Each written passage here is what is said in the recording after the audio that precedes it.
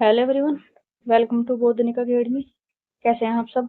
I hope आप सब अच्छे होंगे। आज से हमने एक नई सीरीज शुरू की है यूपी ट्रिपल एससी में लोअर पीसीएस की जो मुख्य परीक्षा है उसके लिए। इसमें जो सामान्य ज्ञान है या सामान्य अध्ययन जितने भी सब्जेक्ट हैं उसमें हम आपको प्रीवियस ईयर जितने भी पिछले साल के जो पेपर हैं या जो अब तक एग्जाम हुए हैं उनके क्वेश्चन आपको हम कराएंगे सब्जेक्ट वाइज। इसलिए आप इस सीरीज को कंटिन्यू देखें। हमारा पहला सब्जेक्ट है इतिहास। इसमें भारत का इतिहास व भारतीय राष्ट्रीय आंदोलन के संबंधित क्वेश्चन कराएंगे। पहला भाग है इसका प्राचीन भारत का इतिहास। प्राचीन भारत पहला टॉपिक है इसमें पाषाण काल। इसका पहला क्वेश्चन देखिए, भीमबेटका की गुफाओं की खोज किसने की थी? भीमबेटका की गुफाओं की खोज किसने की थी? A Dayaram Sahni, B Alexander Cunningham, C V S. Wakankar, D R D. Banerjee. E उपयुक्त में से कोई नहीं। ये क्वेश्चन यूपी जूनियर असिस्टेंट का जो हुआ था, ये एग्जाम हुआ था 19 जनवरी 2025 में। इसका जो सही आंसर है वो है सी वी.एस. वाणकर। यानी इसका जो पूरा नाम है डॉक्टर विष्णु श्रीधर वाणकर ने वर्ष 1957 में भीमबेटका की गुफाओं की खोज की थी। भीमबेटका की गुफाएं मध्य प्रदेश के रायसेन जिले में है। यानी कि जो मध्य प्रदेश का रायसेन जिला है वहां पर भीमबेटका की गुफाएं हैं। भीमबेटका की गुफाओं को वर्ष 2003 में यूनेस्को ने विश्व धरोहर में स्थल घोषित किया था। हमारा दूसरा क्वेश्चन है, निम्नलिखित में से किस युग में तांबे का पहली बार उपयोग किया गया था? ए मध्य पाषाण युग, बी ताम्र पाषाण युग, सी पुरा पाषाण युग, डी नवपाषाण युग। ये यूपी पैट का जो आपका होता है 2022 के फर्स्ट शिफ्ट में उसमें क्वेश्चन पूछा गया। इसका जो सही आंसर वह है बी ताम्र पाषाण युग। उसमें पहली बार तांबे का उपयोग किया गया था। ताम्र पाषाण युग नवपाषाण युग के बाद शुरू होता है। यानी कि नवपाषाण युग के बाद ही ताम्र पाषाण युग शुरू होता है। यह लगभग 2000 ईसा पूर्व से 1500 ईसा पूर्व के आसपास कांस्य युग का ही एक भाग है। यानी जो कांस्य युग है और तांबे का युग ये एक साथ के युग हैं। इस काल में मनुष्य पत्थर के औजारों के साथ साथ तांबे के औजारों का भी उपयोग करने लग गया था।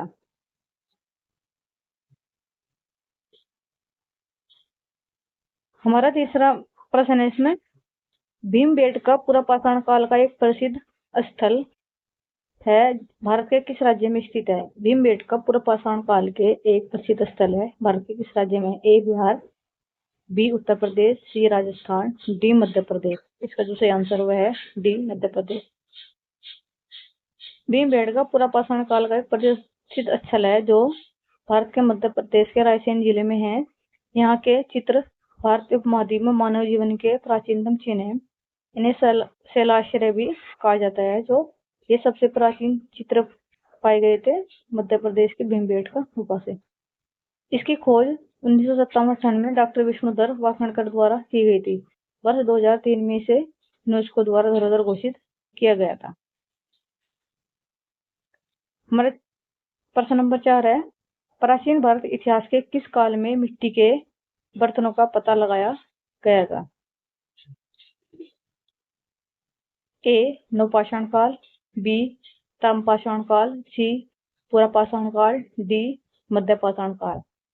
इसका जो सही आंसर है वह है नवपाषाण काल।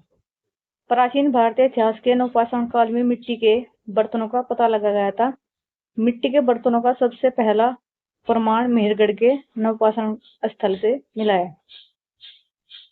यानी कि जो सबसे पहला जो प्रमाण है वो मेहरगढ़ के नवपाषाण युग में मिला है, जो अब पाकिस्तान में स्थित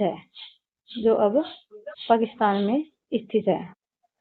हमारा अगला प्रश्न है प्रश्न नंबर 5, निम्न में से कौन सा पूर्व ऐतिहासिक स्थल मिट्टी की सतहों पर खुर के निशान के रूप में मवेशियों के पालन का पुरातात्विक प्रमाण प्रदान करता है? ए मेहरगढ़, बी कोल्डी हवा, सी महागढ़ा, डी गुप्तकाल। इसका जो आंसर है से महागढ़ा। ये उत्तर प्रदेश के इलाहाबाद जिले में स्थित है। महागढ़ा नवपाषाण काल का पूरा स्थल है, जो उत्तर प्रदेश इलाहाबाद जिले की मेजा तहसील के पहाड़ी क्षेत्र में बेलन नदी घाटी के तट पर स्थित है। इसकी खोज सन 1975-76 में हुई। यहाँ से पशुबाड़ा के साक्ष्य मिले। किसके साक्ष्य मिले थे यहाँ पर पशुबाड़ा के साक्ष्य मिले थे। पशुबाड़ा के साक्ष्य मिले थे। इसके अतिरिक्त गोलाकार झोपड़ियों के प्रमाण चावल या मवेशियों के खुर के निशान, बकरी, भेड़, घोड़े, हिरण, जंगली सुअर की हड्डियों के रूप में मवेशी पालने के प्रमाण मिट्टी की सतह पर पाए गए। कहाँ से मिले सबसे पहले? ये महागढ़ से। हमारा अगला प्रश्न है प्रश्न नंबर 6। ये है प्रारंभिक मनुष्य द्वारा उपयोग किए जाने वाला माइक्रोलिथ्स क्या थे? माइक्रोलिथ का मतलब होता है औजार। प्रारंभिक मनुष्य द्वारा उपयोग किए जाने माइक्रोलिथ क्या थे? ए सिक्के, बी पत्थर के औजार, सी कपड़े, डी मिट्टी के पात्र। इसका जो आंसर है बी पत्थर के औजार। माइक्रोलिथ पत्थर ये एक प्रकार का पत्थर था के औजार होते हैं। इनका संबंध मध्य पाषाण काल से है। इनका संबंध मध्य पाषाण काल से है। किससे संबंधित है? मध्य पाषाण काल से ये संबंधित है। तथा इन औजारों के निर्माण सामान्य रूप से समांतर फलकों वाले छोटे ब्लेडों पर क्वार्टरजाइट, चर्ट, जेस्पर, एगेट जैसे सिलिका पत्थरों से होता था, जिनकी लंबाई 1 से 5 इंच तक होती है। ये उपकरण वास्तव में छोटे तथा नुकीले होते हैं और विभिन्न प्रकार की आकृतियों जैसे अर्धचंद्र, समलंब तथा त्रिभुज आदि में पाए गए हैं। अब इसका जो महत्वपूर्ण पॉइंट है वो नोट देखो। भीलवाड़ा जिले के कोठारी नदी के तट पर बागोर भारत के सबसे बड़ा मध्य पाषाणिक स्थल है। इसी काल में शवों को दफनाने की प्रथा शुरू मानी जाती है। भीलवाड़ा जिले के कोठारी नदी के तट पर स्थित बागोर को दफनाने की प्रथा। बागोर भारत का सबसे बड़ा पूरा पाषाणिक स्थल है। इसी काल में शवों को दफनाने की शुरुआत मानी जाती है भारत में।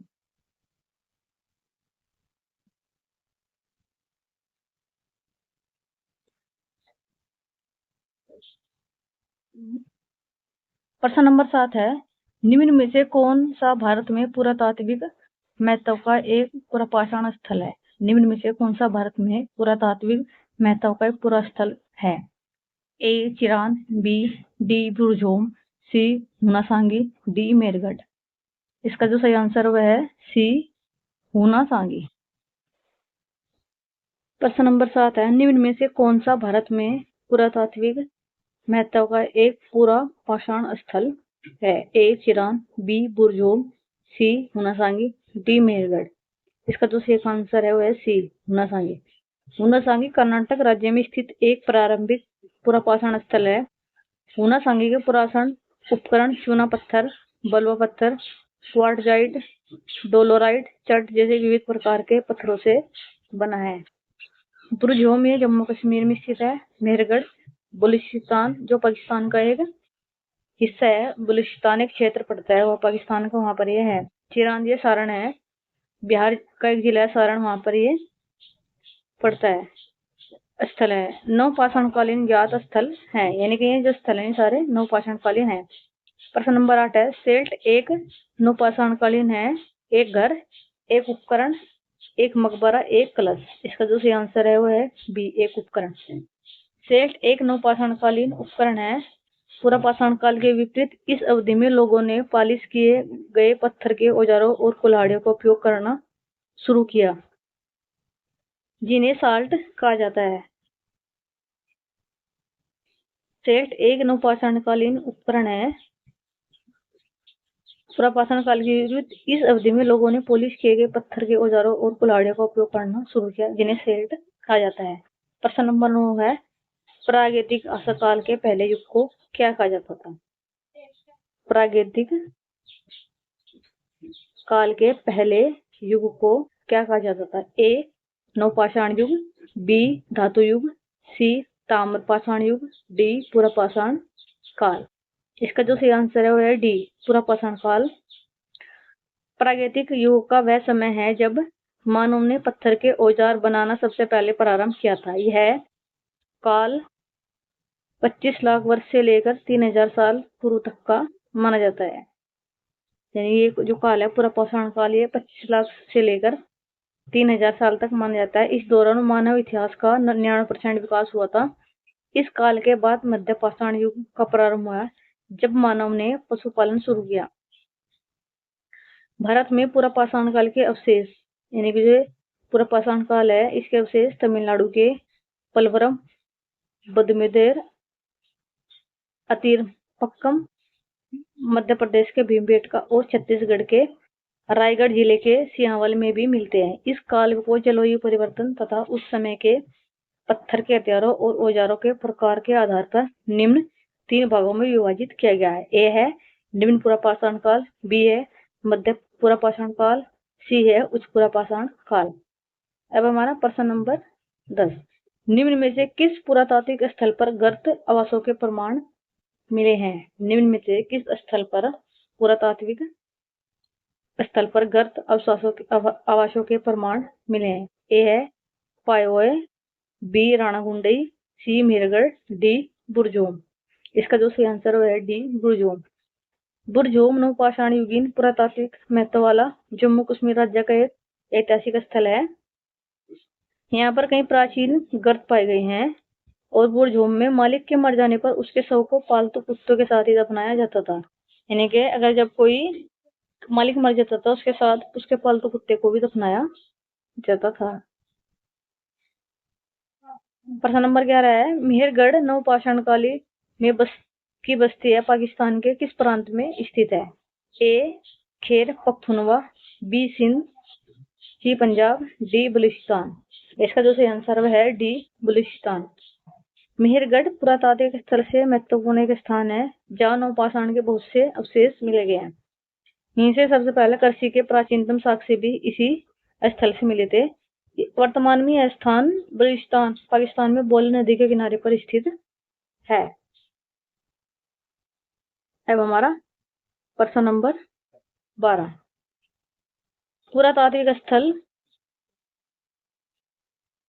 पुरातात्विक स्थल इमामगांव कहाँ स्थित है? ए कर्नाटक, बी उत्तर प्रदेश, सी गुजरात, डी महाराष्ट्र। इसका जो सही आंसर है डी महाराष्ट्र। पुरातात्विक स्थल इमामगांव भारत के महाराष्ट्र राज्य में स्थित है। यह भीमा नदी की सहायक नदी घोड़ के तट पर स्थित है। यहाँ ताम्रपाषाणी संस्कृति से जुड़ा स्थल है। इमामगांव के लोगों का मुख्य पेशा कृषि था। जानवरों को दूध और मांस के लिए पाला जाता था। प्रश्न नंबर 13, पुरातत्व स्थल कोल्डिया कहाँ पर स्थित है? ए महाराष्ट्र, बी बिहार, सी उत्तर प्रदेश, डी मध्य प्रदेश। इसका जो आंसर है ये है सी उत्तर प्रदेश। कोल्डिया से है जो हमें धान के प्राचीनतम साक्ष्य मिले थे। नवपाषाण काल के खाद्यान्न की व्यवस्था यहाँ पर ही शुरू हुई थी। मनुष्य ने जौ गेहूं की अन्य किस्में को इसी समय उपजाया था। भारतीय महाद्वीप में कोल्डिया तथा मेहरगढ़ 2 नवपाषाण कालीन बस्तियां थी जहाँ चावल और गेहूं के स्पष्ट प्रमाण मिले हैं। और ये जो स्थल है यहाँ से इलाहाबाद में स्थित है। कोल्डिया एकमात्र ऐसा नवपाषाण स्थल है जहाँ से 6000 ईसा पूर्व धान की खेती के प्रमाण मिले थे। लेकिन जो नवीनतम खोज हुई है एक जिला है लोहारदेव से नवीनतम खोज है संत कबीरदास नगर जिले है वहां के लोहारदेव से 8000 ईसा पूर्व के साक्ष्य मिले जहाँ से धान की खेती मिली है। प्रश्न नंबर 14, निम्न में से किस प्रौद्योगिक भारतीय स्थल से होमो इरेक्ट मानव की खोपड़ी पाई गई है? निम्न में से किस प्रागैतिहासिक भारतीय स्थल से पर होमो इरेक्ट मानव की खोपड़ी पाई गई है? ए हथनोरा, बी पटने, सी पंचमढ़ी, सी संगनकल्लू। ए हथनोरा, पटने, सी पंचमढ़ी, डी संगनकल्लू। इसका जो सही आंसर है वो है हथनोरा। प्रागैतिक काल मानव सभ्यता के विकास का इतिहास है जो पुरातात्विक साक्ष्य पर हथनोरा है मध्य प्रदेश की नर्मदा घाटी में स्थित एक गांव है। हथनोरा क्या है? गांव है मध्य प्रदेश का। यहीं से ही होमो इरेक्ट मानव की खोपड़ी पाई गई थी। नर्मदा घाटी के जीवाश्म में हाथी, घोड़े, दर्रे घोड़े, जंगली भैंसा के जीवाश्म के साथ होशंगाबाद जिले के हथनोरा में 5 दिसंबर 1982 को 70,000 वर्ष पुराने मानव के कपाल अवशेष डॉक्टर अरुण सोनकिया ने प्राप्त किए थे। यानी किसने अन्वेषण किया था उसका? डॉक्टर अरुण सोनकिया ने। प्रश्न नंबर 15 है, निम्न में से किस स्थल पर पुरातात्विक को 5 जंगली कुत्ते और 12 सिंहों के सिंह के अवशेष प्राप्त हुए थे? निम्न में से किस स्थल पर पुरातात्विक को 5 जंगली कुत्ते और 12 सिंहों के सिंह अवशेष प्राप्त हुए थे? ए गुफगल, बी बुरजोम, सी गुरपाल, डी उतनोर। इसका जो आंसर है बी बुरजोम से। बुरजोम जम्मू कश्मीर का एक पुरातात्विक महत्वपूर्ण स्थल है, ऐतिहासिक स्थल है। बुरजोम में नवपाषाण युग की सभ्यता का पता लगा था। बुरजोम में जंगली कुत्ते और 12 सिंहों के सींग अवशेष प्राप्त हुए थे। अब हमारा प्रश्न नंबर 16, जोरे कल्चर एक चालोकितिक पुरातात्विक स्थल है जो वर्तमान में निम्न में से किस भारतीय राज्य में स्थित है? ए महाराष्ट्र, बी असम, सी गुजरात, डी बिहार। इसका जो से आंसर वो है ए जोरवे। कहाँ से मिलते हैं? महाराष्ट्र से। जोरवे संस्कृति ताम्रपाषाण कालीन संस्कृति है। एम.एन. देश पांडे ने इस संस्कृति की खोज की थी। जोरवे महाराष्ट्र राज्य के अहमदनगर जिले में गोदावरी नदी की सहायक नदी परवरा के तट पर स्थित एक गांव एवं पुरातात्विक स्थल है जहां पर जोरवे संस्कृति के अवशेष प्राप्त हुए हैं। जोरवे संस्कृति प्रमुख रूप से पश्चिमी महाराष्ट्र में विकसित हुई। जोरवे संस्कृति के मुख्य स्थल चंदोली, सोनगांव, इमामगांव, जोरवो, नासिक तथा दयामबाद आदि। जोरवे संस्कृति का समय काल 14,000 ईसा पूर्व से 700 पूर्व तक माना जाता है। ए है प्रश्न नंबर 17 है हमारा, जम्मू कश्मीर में पुरातात्विक महत्व का स्थल, यानी कि जो जम्मू कश्मीर है उसका पुरातात्विक महत्व का स्थल कौन सा है? ए मास्की, बी बुरजोम, सी ब्रह्मगिरी, डी वाटकल। इसका जो आंसर है वो है बुरजोम। यहाँ से ही पुरातात्विक स्थल बुरजोम जम्मू कश्मीर स्थित था। सन 1935 में डी टेरा तथा पीटरसन द्वारा इस स्थल की खोज की गई। यहाँ से गर्तवास एवं कब्र से मालिक के साथ पालतू कुत्ते दफनाए जाने में साक्ष्य मिले। इसके अतिरिक्त छिद्रयुक्त सूर्य हड्डी का तिरागरा, छिद्रयुक्त हार्वेस्टर, गेहूं में जो विभिन्न प्रकार के मर्तभांड, पत्थर हड्डी के औजार भी मिले हैं। ये हमारा पहला टॉपिक कंप्लीट हो गया है, पुरापाषाण काल। अब हमारा है दूसरा टॉपिक सिंधु घाटी सभ्यता। इसको हड़प्पा सभ्यता भी कहा जाता है। इस प्रश्न नंबर 18, हड़प्पा सभ्यता किस युग से संबंधित है? हड़प्पा सभ्यता किस युग से संबंधित है? ए कांस्य युग, बी पुरापाषाण युग, सी लौह युग, डी पाषाण युग। इनमें से कोई नहीं। इसका जो सही आंसर है वो है कांस्य युग। हड़प्पा सभ्यता कांस्य युग से संबंधित है। इसको तांबे का युग भी कहा जाता है। हड़प्पा सभ्यता मुख्य रूप से कांस्य का युग से संबंधित है। इस काल के लोग तांबे और टीन को मिलाकर कांस्य बनाने की तकनीकी सीख रहे थे। हड़प्पा सभ्यता थी पूरी नगरीय सभ्यता थी, यानी कि जो हड़प्पा सभ्यता थी वो नगरीय सभ्यता थी। ये लोग क्या करते थे? तांबे और टीन को मिलाकर इन्होंने कांस्य बनाने की तकनीकी सीख ली थी हड़प्पा के व्यक्तियों ने। प्रश्न नंबर 19 है, निम्न में से कौन सी धातु हड़प्पा सभ्यता के लोगों द्वारा ज्ञात या उपभोग नहीं की गई थी? ए लोहा, बी कांस्य, सी सोना, डी तांबा। उपयुक्त में से कोई नहीं। इसका जो सही आंसर है वो है लोहा। यानी कि हड़प्पा सभ्यता में लोहे का ज्ञान नहीं हुआ था। ये वैदिक काल में लोगों को लोहे का ज्ञान प्राप्त हुआ था। हड़प्पा सभ्यता सिंधु घाटी सभ्यता के लोगों द्वारा लोहे का उपयोग नहीं किया गया। यह एक कांस्ययुगीन सभ्यता थी। हड़प्पा सभ्यता पूरी कांस्ययुगीन सभ्यता थी।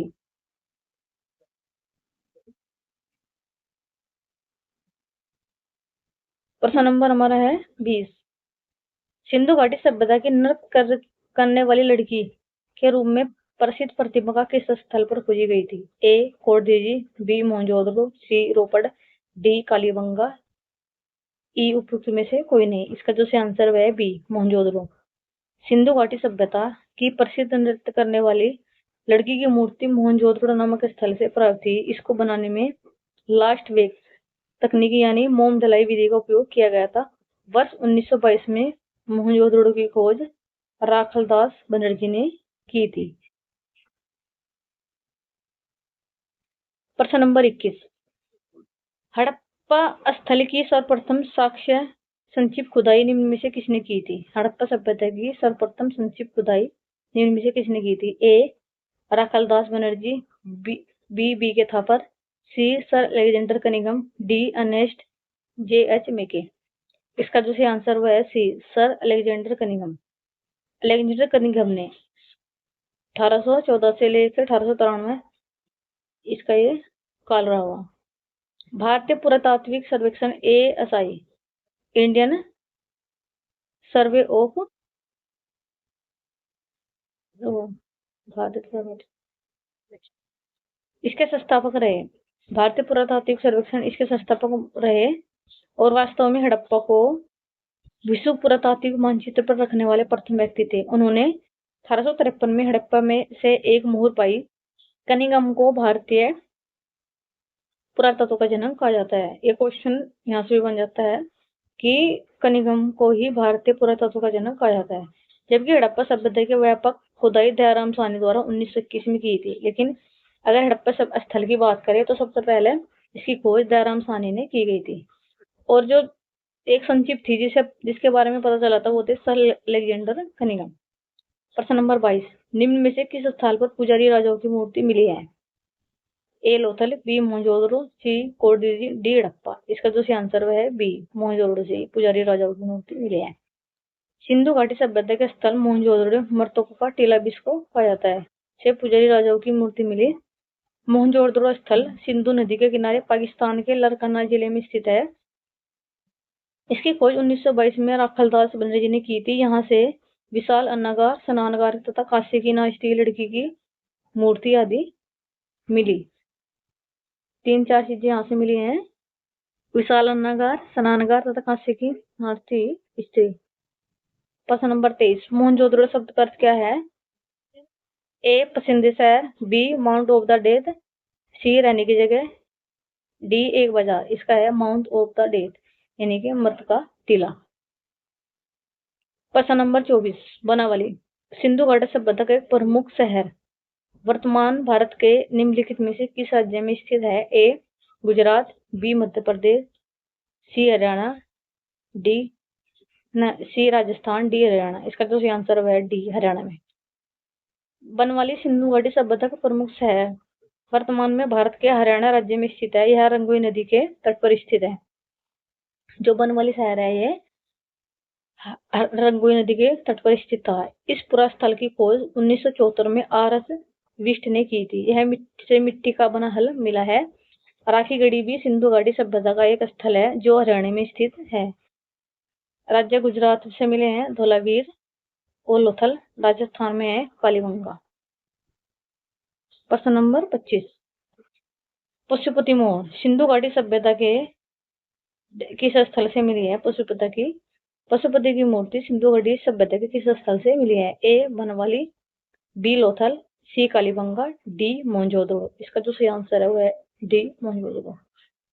पशुपति मोहर सिंधु घाटी सभ्यता के मोहनजोदड़ो स्थल से मिली है। सिंधुकालीन स्थल मोहनजोदड़ो पाकिस्तान में सिंधु नदी के तट पर अवस्थित है। यहाँ से वर्त स्नानागार, दाढ़ी वाले पुजारी की मूर्ति, नर्तिका की प्रसिद्ध कांस्य मूर्ति यहीं से ही मिली है।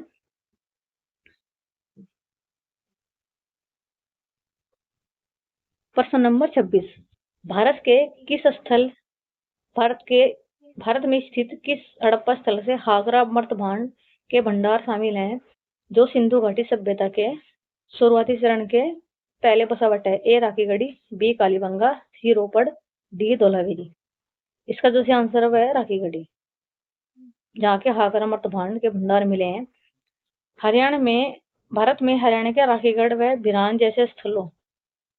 भिराना जैसे स्थलों से हाकरा मर्तभांड पाए गए हैं जो सिंधु घाटी सभ्यता के शुरुआती चरणों से भी पहले की बस्तियों के बसावट के प्रमाण मिले हैं। प्रश्न नंबर 27, स्वतंत्र भारत में उत्खनन किया गया था पहला हड़प्पा स्थल निम्न में से कौन सा था? ए कालीबंगा, बी देसल, सी लोथल, डी रोपड़। पहला स्थल था रोपड़, स्वतंत्रता के बाद जब खुदाई की गई थी। स्वतंत्रता स्वतंत्र से पहले जो उत्खनन किया गया था वो पहला स्थल था हड़प्पा। पंजाब प्रांत में सतलज नदी के बाएं तट पर स्थित रोपड़ हड़प्पा स्थल भारत का एक ऐसा संदर्भ स्थल है जहां स्वतंत्रता प्राप्त पश्चात प्रथम उत्खनन किया गया था। इसका आधुनिक नाम रूपनगर है। 1953-56 के दौरान यज्ञदत्त शर्मा ने इसकी विस्तृत खुदाई करवाई और यहाँ से संस्कृति के 6 चरण मिले। अब है प्रश्न नंबर 28। हड़प्पा के एक बंदरगाह का नाम लिखिए। ए लोथल, बी नागपट्टनम, सी महास्थानगढ़, डी सिकंदरिया। लोथल है गुजरात में स्थित है। लोथल हड़प्पा कालीन बंदरगाह स्थित है। यह भारत के गुजरात राज्य में भोगवा नदी के तट पर स्थित है। इसकी खोज सन 1954 में शिकारीपुरा रंगनाव द्वारा की गई थी। लोथल को लघु मोहनजोदड़ो के नाम से भी जाना जाता है। लोथल के पूर्वी भाग में एक गोदीवाड़ा का साक्ष्य मिला है, यानी कि यहाँ पर गोदीयार्ड यानी कि लोकयार्ड,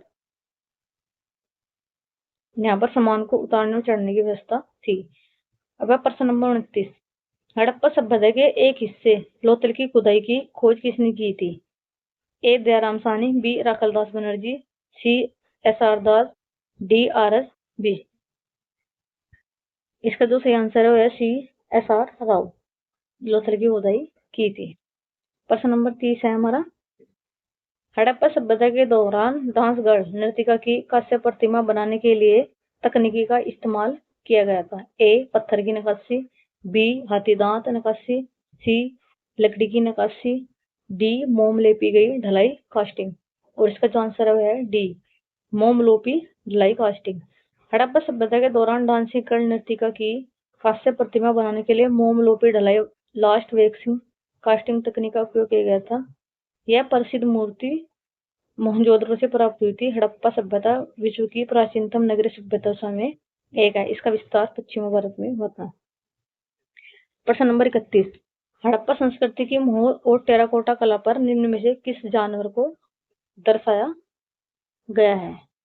इसका जो सही आंसर है ए बाघ, बी गाय, सी गैंडा, डी हाथी। इसका जो सही आंसर वो है गाय। गाय को मोर और संस्कृति की टेराकोटा पर दर्शाया गया है। इस काल की जो मोहरें थी वे वर्गाकार, त्रिकोणीय तथा आयताकार होती थी। और जो इसका जो मुद्रा लेख था वो दाएं से बाएं ओर लिखी गई थी। और इसमें जो और चित्र थे बैल, गेंडा, हाथी आदि के चित्र भी मिले। टेराकोटा का मतलब होता है पकी मिट्टी से बनाई गई मूर्तियां। प्रश्न नंबर 32। हड़प्पा काल का इनमें से कौन सा नगर 3 भागों में विभाजित था? ए लोथल, बी मोहनजोदड़ो, सी कालीबंगा, डी धोलावीर। इसका जो सही आंसर है वह है डी धोलावीर। ये 3 भागों में स्थित था। धोलावीर 3 भागों में स्थित था। इसके उत्तर, इसका देखो, इसमें उत्तर में क्या था? इसके एक विस्तृत संपूर्ण व्यापक समतल मैदान के अवशेष मिले। इसके उत्तर में नगर का मध्य भाग था, जिसे पूर्व कहा गया था। इसके पूर्व में नगर का तीसरा भाग था, जिसे निचला नगर का या आवाम नगर कहा जाता। भारत में स्थित सिंधु सभ्यता का यह सबसे बड़ा नगर था। ये था सबसे बड़ा नगर। धौलावीर की खोज 1967-68 में जेपी जोशी ने की थी। धौलावीर से विशाल जलाशय के साक्ष्य भी मिले हैं। यहाँ से क्या मिले हैं? जलाशय के साक्ष्य भी मिले हैं। प्रश्न नंबर 33। निम्न में से कौन सी सिंधु घाटी की सभ्यता संबंधित नहीं है? ए कालीबंगा, बी रोपड़, सी पाटलिपुत्र, डी लोथल। इसका जो सही आंसर है वह है पाटलिपुत्र। ये नहीं है, ये है मौर्य काल की राजधानी हुई थी। बाकी कालीबंगा, रोपड़, लोथल हैं यहाँ से मिले हैं। जो पाटलिपुत्र यहाँ से और जो बौद्ध धर्म की तीसरी सभा थी वहां आयोजित की गई थी, जिसके अध्यक्ष थे मोगलीपुत्र शासक थे अशोक। इसका संबंध सिंधु घाटी सभ्यता से नहीं है। अब है प्रश्न नंबर 34। सिंधु घाटी सभ्यता के बारे में इनमें से कौन सा कथन सत्य है? सिंधु लोग कपास का उत्पादन करने वाले पहले थे। उन्होंने लकड़ी के बक्से में अनाज भंडारित किए। सी सिंधु घाटी सभ्यता पंजाब, सिंध, बलूचिस्तान, गुजरात, राजस्थान, पश्चिम बंगाल के कुछ हिस्सों में कवर थी। डी सिंधु लोग कुत्ते, बिल्ली और घोड़े को बड़े पैमाने पर पालते थे। इसका पहला आंसर है इसका सही, क्योंकि अनाज के भंडार बक्से में नहीं, उनके बड़े बड़े पक्के भंडार होते थे, क्योंकि ये नगरीय सभ्यता थी। और रही इसके स्थल की बात, तो उसमें पंजाब का कोई हिस्सा नहीं शामिल है, सॉरी पश्चिम बंगाल का। खैर कुत्ते, बिल्ली और घोड़े को बड़े पैमाने पर नहीं पालते थे। सूती वस्त्र भी यहाँ से प्राप्त थे, क्योंकि कपास की खेती की जाती थी इसलिए। इसमें यानी कि जो सभ्यता थी यह परिपक्वता से चरण से कम 2000 वर्ष पहले के मेहरगढ़ पुरस्थल पर कपास के अवशेष प्राप्त थे। सर्वप्रथम यहाँ के निवासियों ने कपास की खेती शुरू की थी। हड़प्पा लोगों ने गेहूं की, कपास, खजूर, तंबाकू, तरबूज आदि की खेती शुरू की थी। मटर, राई, सरसों आदि की जानकारी थी। सिंधु सभ्यता के लोग अनाज को रखने के लिए मिट्टी के बने बर्तन का उपयोग करते थे। पश्चिम बंगाल में सिंधु सभ्यता के कोई प्रमाण नहीं मिले हैं। अब प्रश्न नंबर 35। सिंधु सभ्यता में घोड़े के अस्थियों का अवशेष कहाँ से मिला? ए बनवाली, बी चंदोड़, सी सुस्कागेडोर, डी सुरकोतगा। इसका जो सही आंसर है डी सुरकोतगा से घोड़े के अस्थि के अवशेष मिले। ये गुजरात के कच्छ जिले में स्थित है। यहाँ से अस्थिया, घोड़े की और कब्रगाह के अवशेष भी प्राप्त हुए। और यहाँ से एक समाधान की एक नई विधि कलश समाधान का उदाहरण प्राप्त हुआ। लोथल से घोड़े की लघु मूर्ति के अवशेष भी मिले हैं। हमारा अगला टॉपिक है वैदिक संस्कृति या वैदिक काल। प्रश्न नंबर 36। पुरुष सूक्त जो 4 वर्णों में उत्पत्ति की व्याख्या करता है किस वैदिक ग्रंथ में पाया गया है? ए अर्थवेद, बी ऋग्वेद, सी यजुर्वेद, डी सामवेद। उपयुक्त में से कोई नहीं। इसका जो सही आंसर है वह है बी ऋग्वेद, यानी कि इसमें 4 वर्णों की उत्पत्ति के बारे में व्याख्या की गई है। इसका जो ऋग्वेद के 10वें मंडल के पुरुष सूक्त में चतुर्वर्णों का उल्लेख मिलता है। ऋग्वेद समाज, ब्रह्मा, क्षत्रिय, वैश्य और शूद्र 4 वर्णों में विभक्त था। चारों वेदों में ऋग्वेद सबसे पुराना वेद है। प्रश्न नंबर 37। छंदोग्य उपनिषद स्पष्ट रूप से निम्नलिखित में से किस आश्रम को संदर्भित करता है? ए गृहस्थ और ब्रह्मचारी, बी केवल ब्रह्मचार्य, गृहस्थ और वानप्रस्थ, सी केवल ब्रह्मचार्य और संन्यास, डी केवल गृहस्थ और वानप्रस्थ।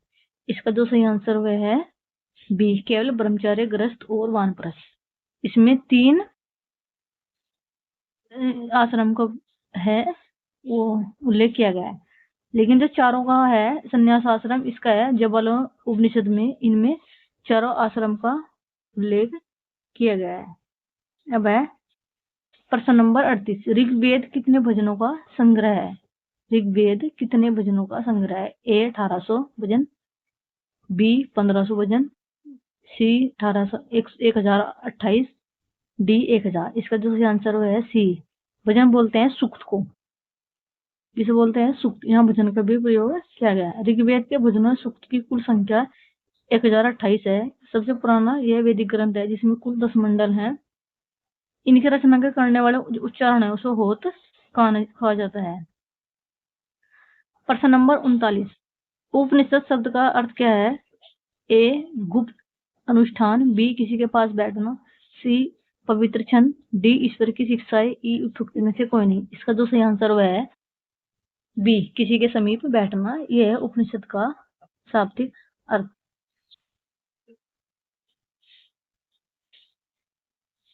प्रश्न नंबर 40। वेद के अंतिम भाग को निम्न में से किस नाम से जाना जाता है? ए वेदांग, बी उपनिषद, सी अरण्य, डी ब्राह्मण। इसका सही आंसर है डी उपनिषद। वेद का जो अंतिम भाग है उसे उपनिषद के नाम से जाना जाता है। उपनिषद वेदों के अंतिम घटक होते हैं, इस कारण इन्हें वेदांत भी कहा जाता है। उपनिषद वैदिक ग्रंथ है। 4 वेद हैं, ऋग्वेद, यजुर्वेद, सामवेद, अथर्ववेद। संहिता, ब्राह्मण, अरण्य और उपनिषद चारों वेदों के घटक हैं। उपनिषदों की संख्या 108 है। भारत का राष्ट्रीय आदर्श वाक्य है सत्यम जयते, जो मुंडकोपनिषद से लिया गया है। प्रश्न नंबर 41। ऋषि मुनि के अनुसार पुरानी पवित्र नदियों सरस्वती और दादी के बीच का भूभाग के नाम से जाना जाता है? ए ब्राह्मवर्त, परावर्त, बी इंद्रप्रस्थ, सी वर्णावर्त, डी तक्षशिला। इसका सही आंसर है वह ए ब्राह्मवर्त। ऋषि मुनि के ग्रंथ मनुस्मृति के अनुसार ब्राह्मवर्त सरस्वती व द्रास्ती नदियों के संगम पर स्थित था। ब्राह्मवर्त प्रदेश में ऋषियों ने वेदों के अन्य वैदिक ग्रंथों की रचना की थी। अब है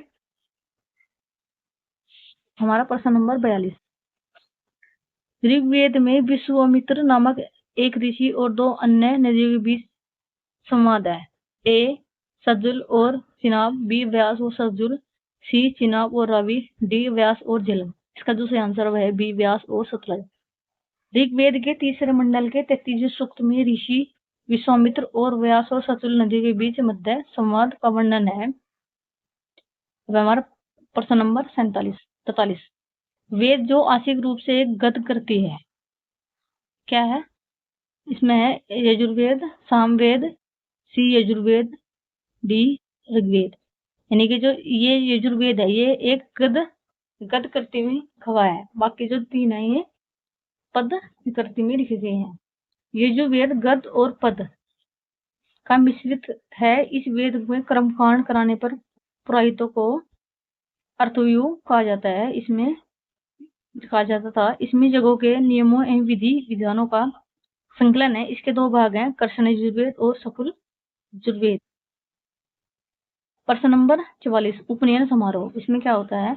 बच्चों को एक औपचारिक नाम दिया जाता है। बी बच्चों को सूर्य और चंद्र के औपचारिक दर्शन कराए जाते हैं। सी बच्चों को पवित्र जनेऊ धारण कराया जाता है। डी बच्चों का विवाह किया जाता है। इसका जो सही आंसर है वो है सी बच्चों को पवित्र जनेऊ धारण किया जाता है। यह एक उपनयन समारोह होता है।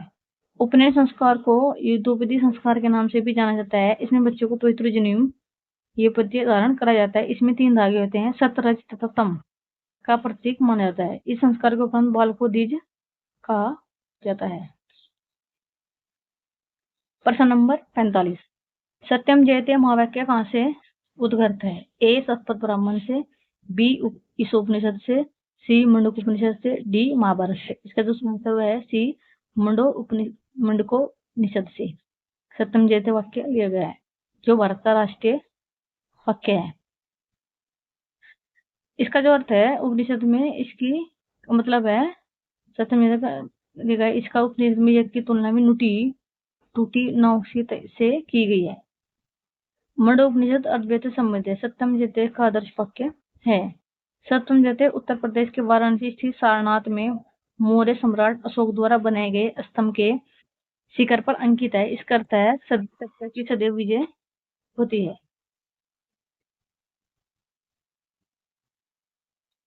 प्रश्न नंबर 46। वेदों के गद प्रकरण क्या कहलाते हैं? संहिता, बी ब्राह्मण, सी अरण्य, डी उपनिषद। इसका जो सही आंसर है बी ब्राह्मण। वेदों के गद प्रकरण को ब्राह्मण कहा जाता है। वेदों के गद प्रकरण ब्राह्मण कहलाते हैं क्योंकि वेदों के गद भाग हैं जिनको समझने के लिए सहायक है। एक होता है अरण्य, वह शब्द है जिसका अर्थ है वन में लिखा जाने वाला। इसे वन पुस्तक भी कहा जाता है। इनके इसमें जंगलों में रहने वाले सन्यासियों और छात्रों के द्वारा लिखा गया था। अब प्रश्न नंबर 47। निम्न में से कौन सा ज्ञान के सिद्धांत पर बल देता है? ए योग दर्शन, बी वेदांत दर्शन, सी सांख्य दर्शन, डी उपनिषद। इसका जो सही आंसर है डी उपनिषद। उपनिषद हिंदू धर्म का महत्वपूर्ण श्रुति ग्रंथ है। ये वैदिक वाग्मय के अभिन्न है। इसे परमेश्वर, परमात्मा, ब्रह्मा और आत्मा के स्वभाव और संबंध का बहुत ही दार्शनिक और ज्ञानपूर्ण वर्णन किया गया है। दुनिया के कई दार्शनिक उपनिषद के सबसे अच्छा ज्ञान कोश मानते हैं। ये संस्कृत से जुड़े हैं। 17वीं शताब्दी में दार्शनिकों ने इनका जो ये इंपोर्टेंट पॉइंट है यहाँ पे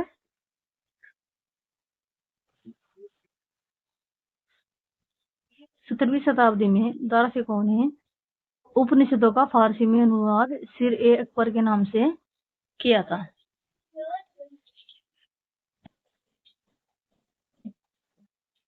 प्रश्न नंबर 48।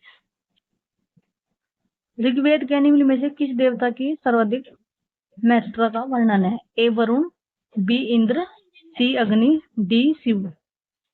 ऋग्वेद के निम्न में किसी देवता की सर्वाधिक महत्ता का वर्णन है? वरुण, इंद्र, अग्नि और शिव। इसका जो सही आंसर है इंद्र। ऋग्वेद एक प्राचीन वेद है जिसमें 10 मंडल, 108, 128 सूक्त, इसको भजन भी कहते हैं, 10,580 रचाए यानी कि सूत्र। ऋग्वेद को पढ़ने वाले ऋषि को होत कहा जाता है। इनका सर्वाधिक वर्णन इंद्र का है। इंद्र के लिए 205 तथा अग्नि के लिए 200 बचाव की रचना की गई। वैदिक देवता इंद्र को वर्षा का चक्रवात का देवता कहा गया है। प्रश्न नंबर हमारा है 49। वैदिक देवता इंद्र किसके देवता हैं? ए हवा के, बी तूफान के, सी वर्षा व चक्रकाल के, डी अग्नि के। इसका जो आंसर है वर्षा और चक्रवात के। प्राचीनतम वेद कौन सा है? ऋग्वेद, अथर्ववेद, यजुर्वेद और सामवेद। इसका जो आंसर वो है ऋग्वेद। ये एक सबसे प्राचीन वेद है। अब है प्रश्न नंबर 51। शतपथ ब्राह्मण और तेतर ब्राह्मण में किस वेद में ब्राह्मण मूल पाठ का उल्लेख है? शतपथ ब्राह्मण और तेतर ब्राह्मण के किस वेद में ब्राह्मण मूल पाठ का उल्लेख है? ए सामवेद, बी अथर्ववेद, सी ऋग्वेद, डी यजुर्वेद। इसका जो सही आंसर वो है डी यजुर्वेद। वेद और उनके ब्राह्मण। ऋग्वेद है तैतरीय ब्राह्मण और कौशिकी ब्राह्मण। फिर है इसका ऋग्वेद का शुक्ल यजुर्वेद में शतपथ ब्राह्मण, कषण यजुर्वेद में तैतरीय ब्राह्मण, सामवेद में है तांडव और जैमिनी और अथर्ववेद में है गोपथ ब्राह्मण। प्रश्न नंबर 52 है। ऋग्वेद में निहित गायत्री मंत्र किस देवता को समर्पित है?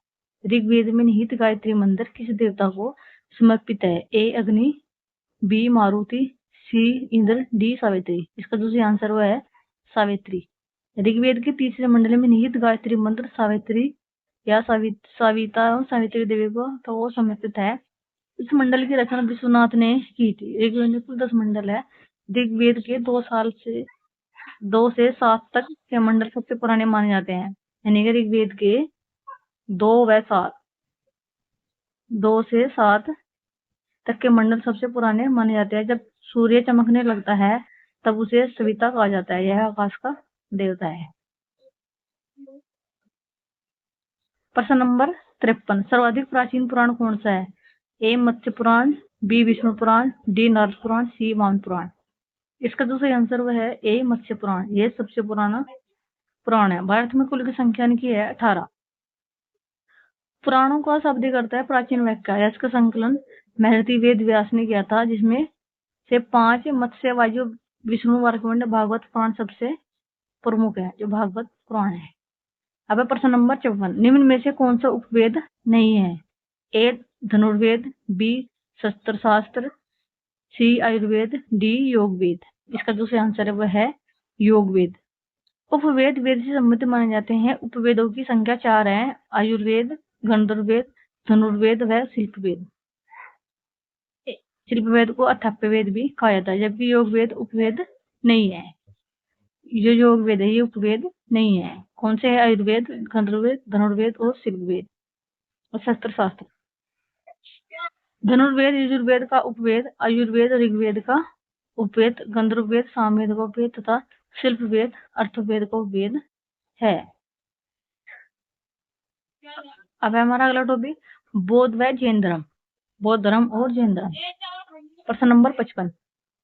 आदि पुराण किस तीर्थंकर की सच्चरित्र संग्रह है? ए महावीर की, बी आदिनाथ की, सी पार्श्वनाथ की, डी नेमिनाथ की। या उपयुक्त में से कोई नहीं। इसका जो आंसर वह है बी आदिनाथ की। जैन धर्म के संस्थापक व प्रथम तीर्थंकर ऋषभदेव या आदिनाथ के थे। सच्चरित्र संग्रह को आदि पुराण भी कहा जाता है। आदि सच्चरित्र संग्रह है, इसको आदि पुराण भी कहते हैं। जैन धर्म के प्रथम तीर्थंकर का प्रतीक सिंह चांड है और जैन धर्म के अंतिम 24वें तीर्थंकर महावीर थे। ओए जिंटू इधर आ।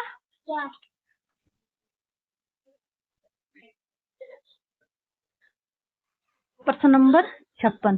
पहले जैन तीर्थंकर कौन थे? ए महावीर, बी ऋषभदेव, सी पार्श्वनाथ, डी पदमबल। इसका जो सही आंसर वह ऋषभदेव, ये उसको आदिनाथ भी कहा जाता है। प्रश्न नंबर 57। बुद्ध ने किस उम्र में परिनिर्वाण या अंतिम मुक्ति प्राप्त की थी? ए 55 वर्ष, बी 80 वर्ष, सी 75 वर्ष, डी 60 वर्ष। इसका जो सही आंसर है वो है बी 80 वर्ष। गौतम बुद्ध बौद्ध धर्म के संस्थापक थे जिन्हें 80 वर्ष की आयु में महापरिनिर्वाण या अंतिम मुक्ति प्राप्त हुई थी। बौद्ध ने अपना प्रथम उपदेश सारनाथ ऋषि पतनम दिया था, जिसे बौद्ध धर्म में धर्मचक्र परिवर्तन भी कहा जाता है।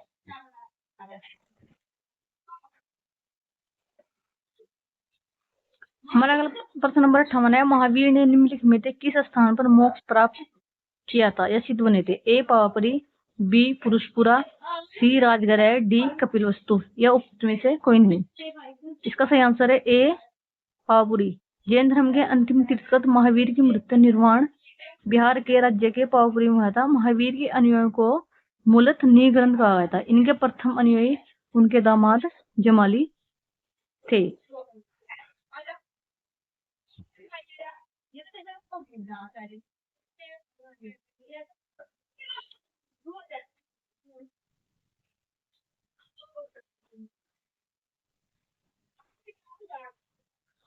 प्रश्न नंबर 59। 23वें तीर्थंकर पार्श्वनाथ से जुड़ा प्रतीक क्या है? ए शेर, बी सांप, सी संग, डी बेल या उक्त में से कोई नहीं। जैन धर्म के तीर्थंकर और उनके प्रतीक, इसका जो आंसर वह है बी सांप। 23वें तीर्थंकर थे पार्श्वनाथ और 24वें थे महावीर। 23वें तीर्थंकर पार्श्वनाथ, इसका प्रतीक चिन्ह था सर्प। 24वें तीर्थंकर थे महावीर, इसका जो सिंह।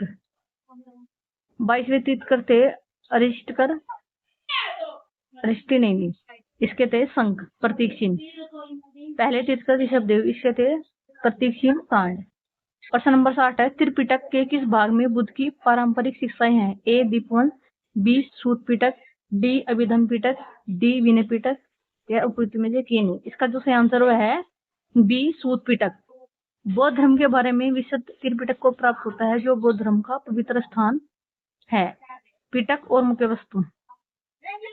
सूत पिटक में बुद्ध की पारंपरिक शिक्षाओं का उल्लेख है। विनय पिटक संघ के अनुशासन नियम का उल्लेख है। अभिधम पिटक में बौद्ध शिक्षाओं की दार्शनिक व्याख्या की गई है। अब है प्रश्न नंबर 61। बौद्ध धर्म में त्रिपिटक या त्रिपिटक का शाब्दिक अर्थ है। ए बुद्ध के 3 पवित्र नगर, बी 3 टोकरिया संग्रह या बौद्ध की शिक्षाएं, सी बुद्ध के 3 अवतार, डी बुद्ध धर्म के 3 प्रथम अनुयायी। उपयुक्त में से कोई नहीं। इसका जो आंसर वह है बी 3 टोकरिया का संग्रह त्रिपिटक का अर्थ है। बौद्ध धर्म के नियम, दर्शन तथा शिक्षा के उपदेश भी इसमें शामिल गए हैं। 3 पिटक हैं बौद्ध धर्म के, एक सूत पिटक, विनय पिटक और अभिधम पिटक। जैन धार्मिक परंपराओं में कितने तीर्थंकर थे? 14, 24, 12, 22। इसका जो सही आंसर वह है 24 तीर्थंकर थे। प्रथम तीर्थंकर थे ऋषभदेव और अंतिम थे महावीर स्वामी। प्रश्न नंबर 63। बुद्ध ने दुख से मुक्ति पर अपना पहला उपदेश कहाँ दिया था? ए सारनाथ में, बी लुम्बिनी में, सी कुशीनगर में, डी बोधगया में या उक्त में से कोई नहीं। इसका जो सही आंसर वह है सारनाथ। यानी कि बुद्ध ने अपना पहला उपदेश कहाँ दिया था? सारनाथ में। बुद्ध ने दुख के मुक्ति पर पहला उपदेश सारनाथ या ऋषि पतन में दिया था। बौद्ध धर्म में इस गठन को धर्मचक्र परिवर्तन कहा गया। बुद्ध ने 4 सत्य और अष्टांग के मार्ग की व्याख्या की है। प्रश्न नंबर 64। जैन धर्म के 24वें अंतिम तीर्थंकर किसे माना जाता है? ए है नेमिनाथ, बी वर्धमान, सी पार्श्वनाथ, डी ऋषभनाथ। इसका जो आंसर है वह है वर्धमान ऋषि महावीर। इसका अंतिम, इनका जन्म बिहार के कुंडग्राम वैशाली में हुआ था। इनके पिता का नाम सिद्धार्थ और माता का नाम त्रिशला थे। अब हमारा प्रश्न नंबर 65। भगवान महावीर को जन्म को ज्ञान कहाँ प्राप्त हुआ था? ए नालंदा, बी अनंतपुरी, सी कौशाम्बी, डी जंबिका ग्रह। इसका जो सही आंसर वह है जंबिका ग्रह में इसको ज्ञान प्राप्त हुआ था। 12 वर्ष की इसका बचपन का नाम था इसका वर्धमान। 12 वर्ष की कठिन तपस्या के बाद महावीर को जंबिका के समीप ऋजुपालिका नदी के तट पर साल वर्ष के नीचे तपस्या करते हुए कैवल्य ज्ञान प्राप्त हुआ था। प्रश्न नंबर 66। माना जाता है कि गौतम बुद्ध या सिद्धार्थ को ने अंतिम अनुभूति के लिए बोध गया जाने से पहले 6 साल तक निम्नलिखित में किस स्थान पर पवित्र पूर्वक ध्यान किया था? ए लुम्बिनी, बी सारनाथ, सी डंगेश्वरी गुफा, डी कुशीनगर। इसका जो सही आंसर वह है डंगेश्वरी गुफा। बौद्ध धर्म में ऐसा माना जाता है कि बोध गया जाने से पहले गौतम बुद्ध ने डुंगेश्वरी गुफा में कई साल लगभग 6 वर्ष तक तपस्या की।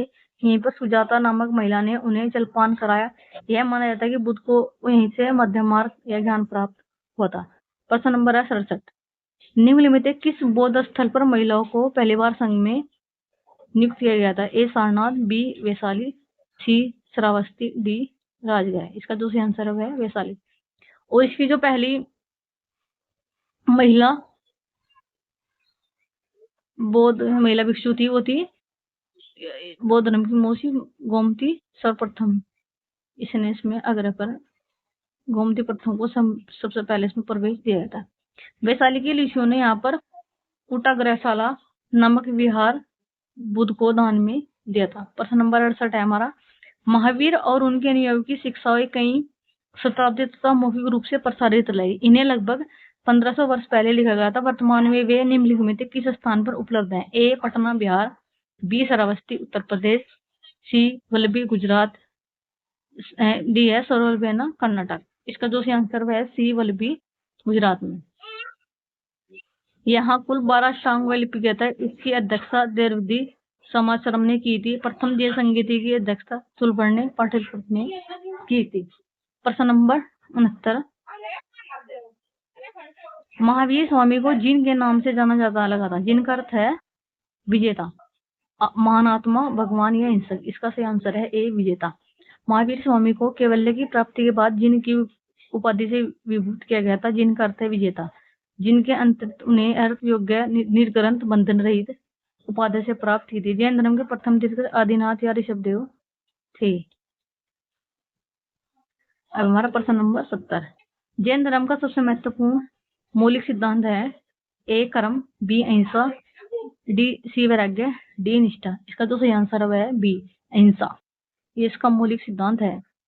5 सिद्धांत है इनके। अहिंसा जीव को चोट न पहुंचाना, ए सत्य झूठ न बोलना, अस्त्र चोरी न करना, अपरिग्रह संपत्ति का संचय न करना और ब्रह्मचर्य किसी स्त्री के संघर्ष की मनाही। प्रश्न नंबर 71 है। गौतम बुद्ध को ज्ञान किस नदी के तट पर हुआ था? ए गंगा नदी, गंडक नदी, पुनपुना नदी और निरंजना नदी। इसका दूसरी आंसर है डी निरंजना नदी। 29 वर्ष की अवस्था में उन्होंने घर त्याग दिया था और ग्रह त्याग की घटना को कहा जाता है वो कहते हैं महाभिनिक्रमण। बोध गया में पीपल वृक्ष के नीचे निरंजना नदी के तट पर वैशाखी पूर्णिमा के दिन इन्हें ज्ञान प्राप्त हुआ था। अब है प्रश्न नंबर 72। गौतम बुद्ध ने सारनाथ में अपना पहला उपदेश दिया था। कैसे दिया था? भूमि स्पर्श पर, धम्मचक्र परिवर्तन मुद्रा में, अभय मुद्रा में, ध्यान मुद्रा में। इसका दूसरा आंसर वह है बी धम्मचक्र परिवर्तन मुद्रा में इसने पहला उपदेश दिया था। गौतम बुद्ध ने सारनाथ में अपना पहला उपदेश धम्मचक्र परिवर्तन दिया था। सांसारिक दुखों के व्यक्तित होकर सिद्धार्थ ने 29 वर्ष की अवस्था में ग्रह त्याग दिया था, जिसे बौद्ध धर्म में ग्रंथ महापरिनिर्वाण कहा जाता है। अब प्रश्न नंबर 73। निम्नलिखित में से किस स्थान पर प्रथम बौद्ध संगति का आयोजन किया गया था? ए कश्मीर, बी गया, सी राजगीर, डी पाटलिपुत्र। इसका जो आंसर है सी राजगीर। प्रथम बौद्ध संगति का आयोजन 483 ईसा पूर्व राजगीर में हुआ था। यह संगति मगध सम्राट अजातशत्रु के काल में हुई थी। इसकी अध्यक्षता महाकश्यप ने की थी। द्वितीय बौद्ध संगति वैशाली में, तृतीय बौद्ध संगति पाटलिपुत्र में, चौथी बौद्ध संगति कुंडलवन में तथा अन्य बौद्ध संगति का आयोजन किया गया था। अब है प्रश्न नंबर 74। बुद्ध को महापरिनिर्वाण कहाँ प्राप्त हुआ था? बोध गया में, कुशीनगर में, राजगृह में, वैशाली में। इसका दूसरी आंसर वह है बी कुशीनगर में इसका महापरिणाम प्राप्त हुआ था। गौतम बुद्ध बौद्ध धर्म के प्रवर्तक थे। इनके जीवन में घटित घटनाएं हैं स्थल और घटना और स्थल। जन्म हुआ था लुम्बिनी नेपाल में 563 ईस्वी में। ग्रह त्याग गया, इसको महापरिनिर्वाण भी कहते हैं, महाभिनिक्रमण। 547 ईस्वी में उन्होंने अपना ग्रह त्याग दिया था। फिर ज्ञान प्राप्ति बोध गया बिहार में हुआ था। फिर मृत्यु महापरिनिर्वाण कुशीनगर 483 ईसा पूर्व में हुआ था। और एक था जिसने जो अपना पहला उपदेश दिया था वो दिया था सारनाथ में, जिसको कहता है धर्मचक्र परिवर्तन। प्रश्न नंबर 75, किस स्मारक ने गौतम बुद्ध ने दुनिया के लिए बौद्ध धर्म में अपने दिव्य ज्ञान का प्रचार किया था? ए हुमायूं का मकबरा, बी महाबोधि मंदिर समूह, सी कुतुब मीनार, डी लाल किला परिसर। इसका जो सही आंसर है वह है बी महाबोधि मंदिर। महाबोधि मंदिर बिहार के गया जिले में स्थित है। इसका निर्माण ईसा पूर्व 3री शताब्दी में सम्राट अशोक ने करवाया था। वर्तमान मंदिर 5वीं या 6ठी शताब्दी में बनवाया गया था, जो कि पूरी तरह से ईंटों से निर्मित है। यहीं पर गौतम बुद्ध को बैसाखी पूर्णिमा के दिन पीपल वृक्ष के नीचे निरंजन नदी के तट पर ज्ञान प्राप्त हुआ था। वे बुद्ध कहलाए। बुद्ध बनने के पश्चात सर्वप्रथम तपस्या और भल्लिक नामक 2 व्यक्ति को बोध गया में बौद्ध धर्म में दीक्षित किया और बौद्ध धर्म में प्रचार प्रसार किया। महाबोधि मंदिर समूह को वर्ष 2002 में यूनेस्को द्वारा विश्व विरासत स्थल के रूप में शामिल किया गया। अतः प्रश्न नंबर 76, ज्ञान प्राप्ति के लिए गौतम बुद्ध को किस रूप में जाने लगा? जिन, बुद्ध, ज्ञान, बोधि। इसका आंसर है बी बुद्ध के रूप में इसको जाने लगा। फिर प्रश्न नंबर 77, बोध गया एक महत्वपूर्ण बौद्ध तीर्थ केंद्र क्यों है? क्योंकि बौद्ध यहाँ से पैदा हुए थे। बी है क्योंकि बुद्ध को यहाँ ज्ञान प्राप्त हुआ था। सी गौतम बुद्ध को ज्ञान प्राप्त करने के बाद यहाँ अपना पहला उपदेश दिया था। बी डी गौतम बुद्ध ने यहाँ निर्माण प्राप्त किया था। इसका आंसर है बी गौतम बुद्ध को यहाँ पर ज्ञान प्राप्त हुआ था 32-35 वर्ष की अवस्था में। प्रश्न नंबर 78, बुद्ध के लिए उत्तर प्रदेश की स्थित सारनाथ क्यों महत्वपूर्ण है? ए भगवान बुद्ध को ज्ञान प्राप्त हुआ था। बी यहाँ पर जन्म हुआ था। सी है सारनाथ में महापरिनिर्वाण या देहांत हुआ था। डी ज्ञान प्राप्त के बाद महात्मा बुद्ध ने सारनाथ में अपना पहला उपदेश दिया था। इसका जो सही आंसर है डी, क्योंकि इसने ज्ञान प्राप्ति के बाद अपना पहला उपदेश यहाँ पर दिया था।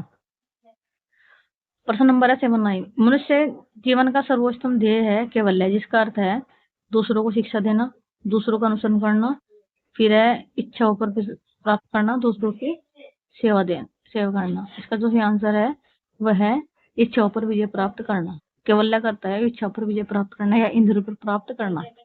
कैवल्य के अंतर ब्रह्मा विद्या का वह ज्ञान जो संयम रहित और अस्थायी हो, या विवेक उत्पन्न होने पर औपाधिक दुख सुख अहंकार प्राप्त कर्म और संस्कार के लोप हो जाता है, आत्मा के चित्रूप होकर अवागमन से मुक्त हो जाने की स्थिति को कैवल्य कहते हैं। प्रश्न नंबर 80, जैन धर्म के 3 रत्न दिए जाते हैं, उन्होंने निर्वाण का मार्ग कहा जाता है, वे क्या कहलाते हैं? सही भाषा, सही ज्ञान, सही आचरण। बी सही विश्वास, सही ज्ञान, सही व्यवहार। सी सही विश्वास, सही पथ, सही आचरण। डी सही विश्वास, सही ज्ञान और सही आचरण। इसका जो सही आंसर वह है डी सही विश्वास और सही ज्ञान और सही आचरण।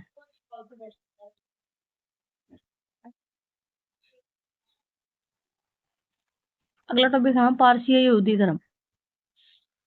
इससे भी इस टॉपिक से भी क्वेश्चन पूछ लिए जाते हैं कभी कभी। हमारा पहला प्रश्न है, भारत का धर्म ज़ोरास्ट्रियन मुख्य रूप से किस राज्य में पाया जाता है? ए महाराष्ट्र, बी हरियाणा, सी बिहार, डी केरल। इसको ज़ोरास्ट्रियन को पारसी धर्म कहते हैं, ये यहूदी धर्म। इसका जो सही आंसर है वह है ए महाराष्ट्र। ज़ोरास्ट्रियन पारसी धर्म को मानने वाले अधिकतम आबादी महाराष्ट्र में निवास करती है। इस धर्म के संस्थापक महात्मा ज़रथुस्त्र थे। भारत में इसे पारसी धर्म के नाम से जाना जाता है, जो कि ईरान का प्राचीन काल से प्रचलित धर्म है। प्रश्न नंबर 82, जैन व्यवस्था किस धर्म के साथ जुड़ा हुआ है? ए पारसी, बी सिख, सी बौद्ध, डी जैन धर्म। इसका जो आंसर है वह है ए पारसी धर्म से जुड़ा हुआ है। इसके पारसी धर्म के पैगंबर ज़रथुस्त्र ईरानी थे। इनकी शिक्षा का संकलन जैन व्यवस्था में अवेस्ता ग्रंथ में मिलता है। अब है प्रश्न नंबर 83, यहूदी किस धर्म को पालन करते हैं? ए ईसाई धर्म का, बी पारसी धर्म का, सी जैन धर्म का, डी यहूदी धर्म का। इसका सही आंसर वह है यहूदी धर्म का पालन करते हैं। यहूदी का एक स्वयं धर्म यहूदी है, जिसका मानना है कि ईश्वर की उपस्थिति का अनुभव मानव गतिविधियों और इतिहास द्वारा होता है। ईश्वर अपना अंतिम पैगंबर के माध्यम से प्रेरित करता है। यहूदी लोग अब्राहम, इसहाक और जेबक को अपना पितामह मूसा के मुख्य पैगंबर मानते हैं। यहूदी धर्म इसराइल और इब्रानी भाषाओं का राजधर्म है। प्रश्न नंबर है हमारा 84। निम्न में से कौन सा यहूदी धर्म से संबंधित है? धम्मपद, तोरा, गुरु ग्रंथ साहिब, त्रिपिटक। इसका जो सही आंसर हुआ है तोरा। यहूदियों की धार्मिक भाषा इब्रानी, हिब्रू और यहूदी धर्म ग्रंथ का नाम तनख है, जो इब्रानी भाषा में लिखा गया है। इसे तालमुद या तोरा भी कहते हैं। त्रिपिटक बौद्ध धर्म से संबंधित है। इसके अंतर्गत विनय पिटक, सूत पिटक व अभय पिटक का वर्णन मिलता है। गुरु ग्रंथ साहिब सिखों का पवित्र धर्म है, जबकि धम्मसूत्र इसका एक भाग है।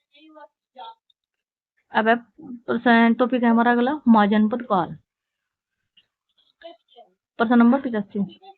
निम्न में से सूरसेन महाजनपद की राजधानी कौन सी थी?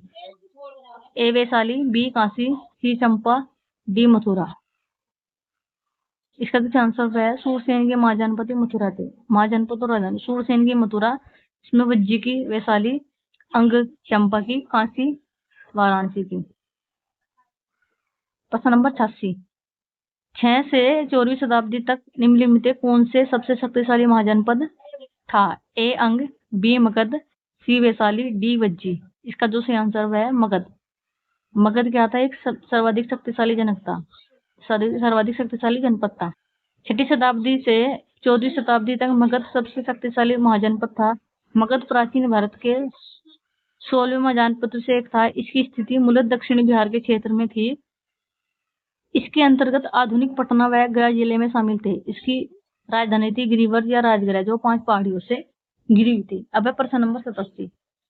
राजा बिंबिसार के दरबार में उस प्रतिष्ठित चिकित्सक का नाम क्या है जो भगवान बुद्ध के निजी चिकित्सक थे? ए अजातशत्रु, बी सारिपुत्र, सी जीवक, डी राव। इसका जो सही आंसर है सी जीवक। जीवक क्या थे? भगवान बुद्ध के निजी चिकित्सक थे। लेकिन जो उस टाइम पर बिंबिसार राजा हुआ था, ये था हरेक वंश का था। ये हरेक वंश का प्रस्ताव हुआ था बिंबिसार। वह बौद्ध धर्म का नियम था। इसके दरबार में प्रसिद्ध चिकित्सक जीवक रहते थे, जिन्होंने भगवान बुद्ध को निजी चिकित्सक के रूप में उनकी सेवा के लिए भेजा था। अजातशत्रु पूर्वी भारत में मगध के हरेक वंश का राजा था। वह बिंबिसार का पुत्र था। अब है प्रश्न नंबर 88। 6वीं शताब्दी ईसा पूर्व में जैन और बौद्ध ग्रंथ के कितने महाजनपदों का उल्लेख किया? ए 12, बी 16, सी 20, डी 24। इसका जो आंसर है 16। 6वीं शताब्दी ईसा पूर्व में जैन और बौद्ध धर्म में 16 महाजनपदों का उल्लेख 2 ग्रंथों में किया था। बौद्ध ग्रंथ था अंगुत्तर निकाय, जैन का था भगवती सूत्र। इनमें 16 महाजनपदों का उल्लेख किया गया। आई होप आपको हमारी ये क्लास पसंद आई हो। अगर आपको हमारी क्लास पसंद आई है तो कमेंट में बताएं और वीडियो को लाइक करें और शेयर कीजिए। थैंक यू, धन्यवाद।